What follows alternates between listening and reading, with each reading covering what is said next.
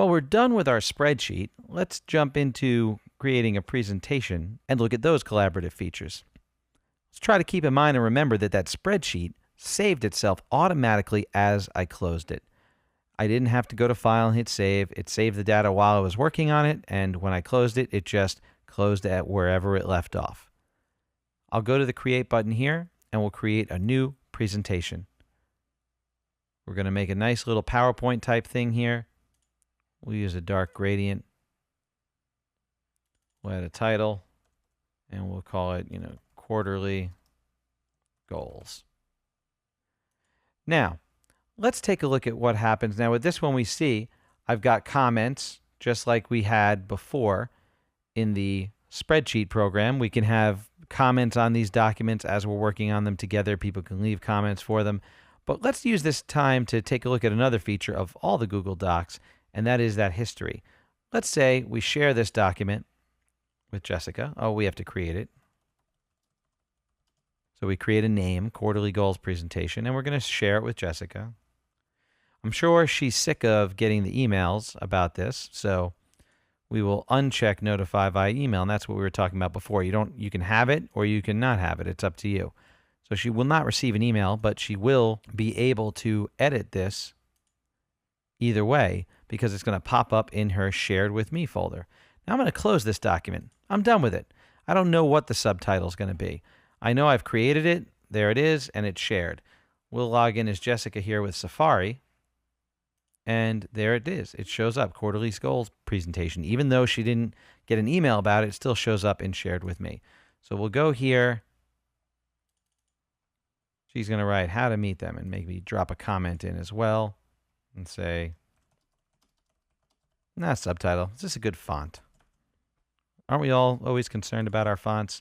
So she left that comment right there. We're done. We'll close it.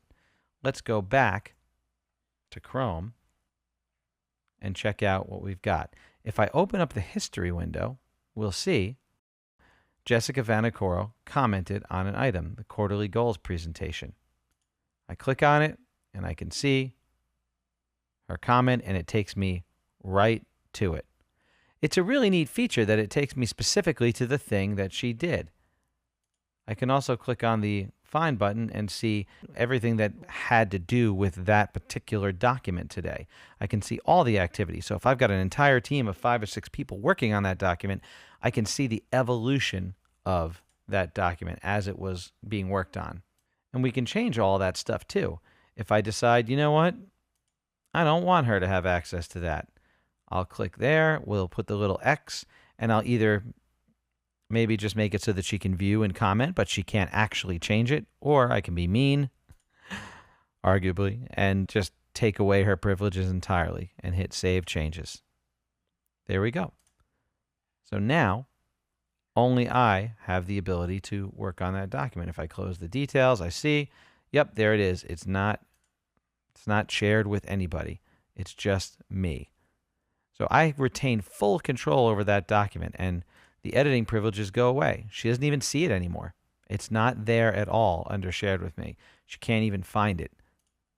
It's a very good way to know that you can keep control of your documents, of who's working on them, who's collaborating, who's allowed to comment on them, and what happened along the way to your document. That's what I think I like the most, is just knowing what happened to this document along the way. There it is. See, crossed you out.